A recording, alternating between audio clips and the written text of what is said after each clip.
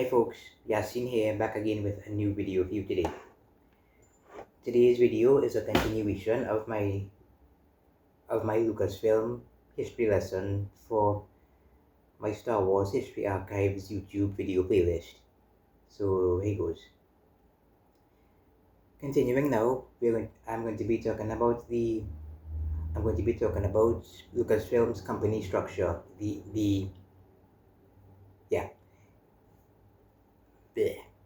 Continuing now, I'm going to be talking about Lucasfilm's structure, the structure of said company overall, and its divisions, present and former, and so on. Please like this video as well as all my other videos and all my shorts. Please share them, please comment on them, please subscribe to my channel, and please click the bell for new notifications from me. So here goes. First up is a brief listing of the said pieces of said structure of said company, and they are as follows: Industrial Light and Magic, Lucas Studio, ILM Vancouver, ILM Immersive, Skywalker Sound, Lucasfilm Games, formerly known as LucasArts, Lucasfilm Animation, Lucas Licensing, Lucas Books, Lucas Story Group. This is the current company structure. Going on to the former divisions now. We have Pixar Animation Studios, THX, Kerner Optical, Lucas Learning, and Lucas Online.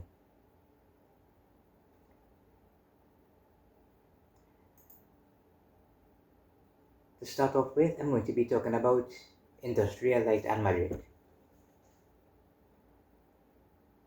Industrial Light and Magic, or ILM, is an American motion picture, visual effects, computer animation, and stereo conversion digital studio founded by George Lucas on May 26, 1975.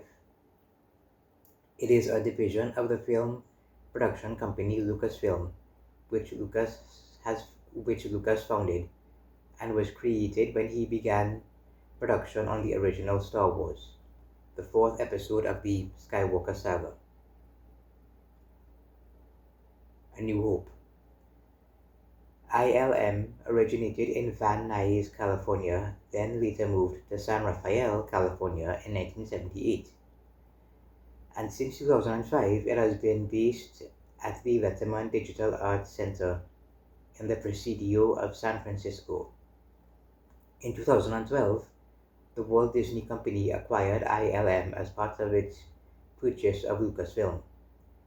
As of last year, 2024, Industrial Light and Magic has won 15 Academy Awards for Best Visual Effects. Lucas wanted his 1977 film Star Wars to include visual effects that had never been seen on film before. After discovering that the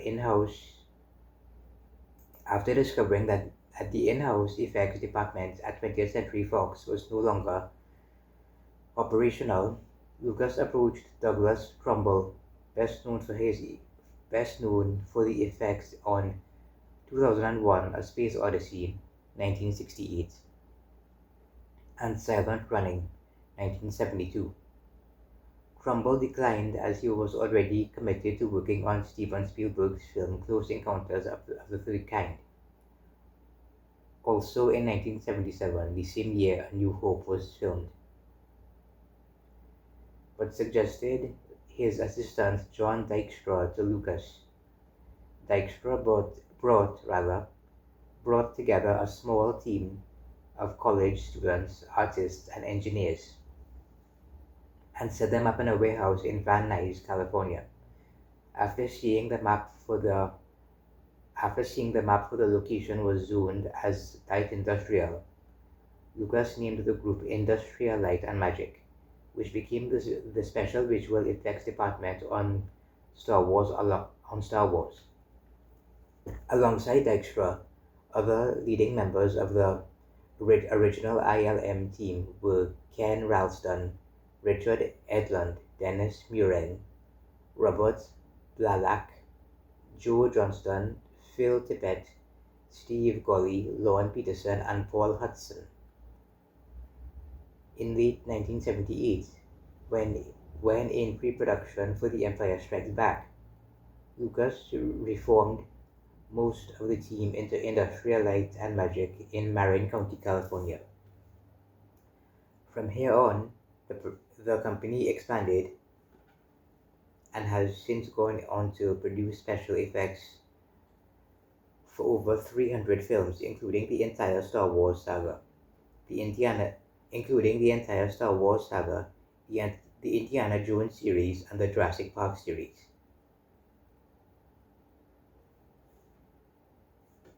Good for you folks. After the success of the first Star Wars movie, A New Hope, Lucas became interested in using computer graphics on the sequel, The Empire Strikes Back. He contacted Triple I, known for their early computer effects in movies like Westworld in 1973, Future World in 1976, Tron 1982, and The Last Starfighter, which ended up making a computer-generated test of 5 X-Wing fighters flying in formation. He found it to be too expensive and returned to handmade models. Nevertheless, the test had shown him it was possible. The test had shown him that it was possible, and he decided that he would create his own computer graphics department instead. As a result, they started investing in Apple and SGI computers. One of Lucas's employees was given the task to find the right people to hire. His search would lead him to the New York Institute of Technology, or NYIT, where he found Edwin Catmull and his colleagues. Catmull and others accepted Lucas's job offer, and a new computer division at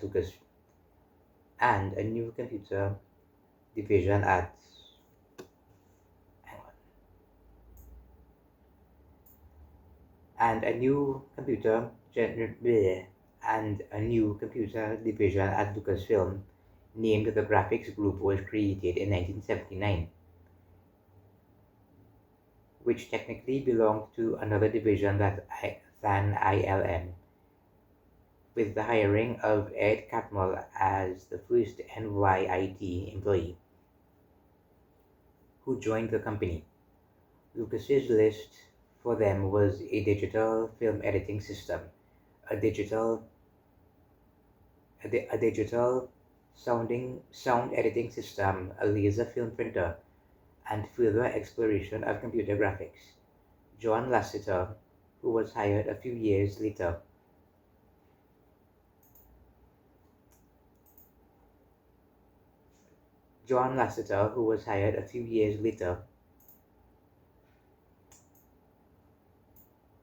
worked on computer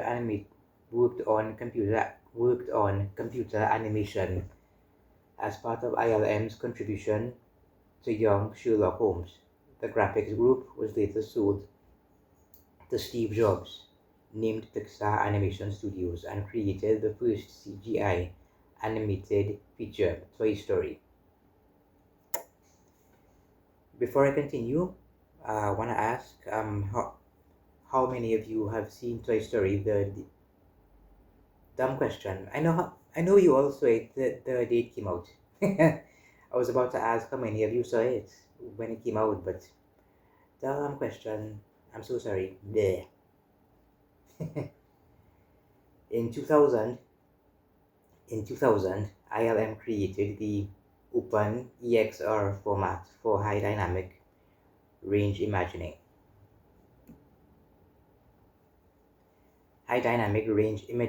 That should be rather. Bleh. ILM operated from an inconspicuous property in San Rafael, California, until 2005. The company was known to locals as the Kuna Company, a name that did not draw any attention, allowing the company to operate in secret, thus preventing the compromise of sensitive information on its products to the media or fans. In 2005, when Lucas decided to move locations to the Presidio of San Francisco and focus on digital effects, a management-led team bought the five physical and practical effects divisions and formed a new company that included the George Lucas Theater, retained the Kuna name as Kuna Technologies Incorporated, and provided physical effects for four major motion pictures, often working with ILM until its Chapter 7 bankruptcy in 2011. In 2005, ILM extended its operations to Lucasfilm Singapore. In 2005, ILM extended its operations to Lucasfilm Singapore, which also includes the Singapore arm of Lucasfilm Animation. In 2006, ILM invented IMOCAP, image-based motion capture technology. By 2007, ILM was one of the largest visual effects vendors in the motion picture industry and had one of the largest render farms, named Death Star. Whoa.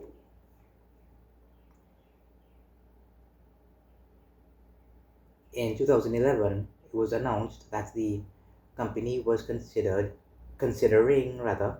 a project-based facility in Vancouver. ILM first opened a temporary facility in Vancouver before relocating to a new 30,000 square foot studio on Water Street in the Gastown district in 2014. In October 2012, Disney bought ILM's parent company Lucasfilm, acquiring ILM, Skywalker Sound, and LucasArts in the process. Disney stated that it had no immediate plans to change ILM's operations, but began to lay off employees by April of the next year, following the restructuring of LucasArts. I almost said Lucasfilm there. Following the restructuring of LucasArts in April 2013, ILM was left overstaffed and the faculty was reduced to serve only ILM's visual effects department. ILM opened a London studio headquartered in the city's Soho district on October 15, 2014. On November 7, 2018, ILM opened a new division targeted at television series called ILM TV. It will be based in ILM's new 47,000 square foot London studio with support from the company's location in San Francisco, Vancouver, and Singapore. In July 2019, ILM announced the opening of a new facility in Sydney, Australia. Crikey.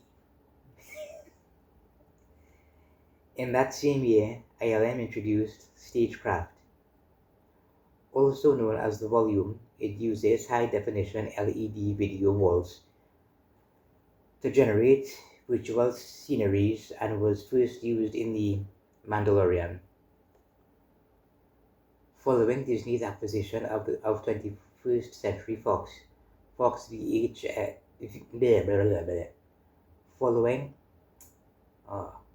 following Disney's acquisition of 21st Century Fox VFX Lab was folded into ILM, including the Technoprops division.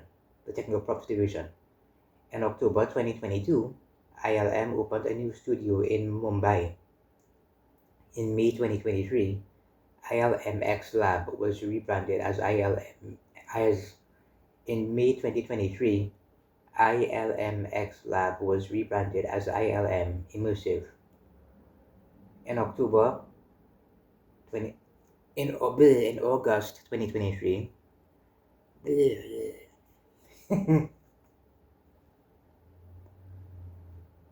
And in August 2023, Lucasfilm announced that it would close the ILM studio in Singapore due to economic factors affecting the industry and the 2023 Hollywood labor disputes. The closure affected 340 Singapore-based jobs. Employees continued working until the end of the year. Disney confirmed that it would be helping employees to either find work with local companies with similar skills requirements or relocate to ILM's other studios in London, Vancouver, Sydney, and Mumbai. An ILM Singapore employee confirmed that the closure of the Singapore studio was linked to the strike. I'm going to cut it here for now, folks. In my next video, I'll talk about the milestones.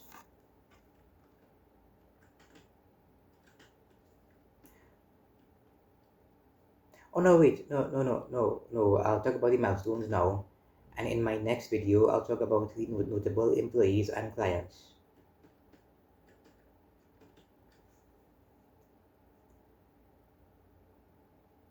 (1975) ILM used Vista Vision for Star Wars Episode IV: A New Hope. 1980 ILM's first use of Go Motion was used to animate the Tauntaun creatures and AT-ATs of Star Wars Episode V: The Empire Strikes Back. 1982 ILM's first completely in-house computer-generated sequence was the Genesis sequence in Star Trek: The Wrath of Khan. Former computer graphics in Star Wars Episode IV: A New Hope were done outside of ILM. 1985 ILM's first completely computer-generated character, the Stained Glass Man, featured in Young Sherlock Holmes. 1988 ILM did their first morphing sequence in Willow. 1989 the first digital compositing for a full 1989 the first digital compositing of a full-screen live-action image was done by ILM during the final sequence in Indiana Jones and the Last Crusade. Also in 1989, ILM created their first computer-generated 3D character to show emotion, the pseudopod creature in the abyss. 1991, ILM created their first dimensional matte painting, where a traditional matte painting was mapped onto 3D geometry, allowing for camera parallax in hook. That same year, they created their first computer-generated main character in the T-1000 in Terminator 2 Judgment Day. 1992, they generated the texture of human skin for the first time in Death Becomes Her. 1993, the first time digital technology was used to create complete and detailed living creatures. The dinosaurs in Jurassic Park earned ILM its 13th Oscar.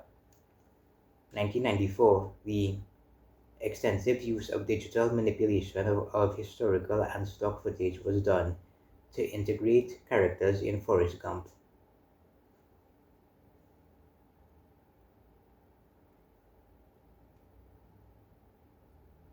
1995, ILM created their first fully synthetic speaking computer-generated character with a distinct personality and emotion to take a leading role in Casper. 1995, 1996, 1999, 2000, 2006, 2011, 2019, and this year. They created their first computer-generated photorealistic hair and fur used for the digital lion and monkeys in Jumanji. Their first completely computer-generated main character, Draco, was featured in Dragonheart. The first generated character to have a full human anatomy, Imhotep, was featured in The Mummy. Their first fully computer-generated character in a live-action film using motion capture, Jar Jar Binks, was featured in Star Wars Episode 1, The Phantom Menace. ILM created the OpenEXR imaging format. They developed the IMOCAP system, which uses computer vision techniques to track live action performers on set. It was used in the creation of Davy Jones and the Ship Crew, and in the creation of Davy Jones and Ship's Crew in the film Pirates of the Caribbean: Dead Man's Chest. The first animated feature produced by ILM, Rango, was released. They used real-time rendering with Unreal Engine and digital LED displays as a virtual set known as Stagecraft or the Volume for the first time in The Mandalorian.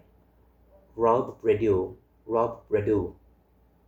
unveiled Star Wars test footage using a text-to-video model to generate fictional creatures. This was ILM's first implementation of generative artificial intelligence. And that's gonna do it for this part of the video, folks. In my next video, I'll talk about ILM's notable employees and clients. But that's gonna do it for now.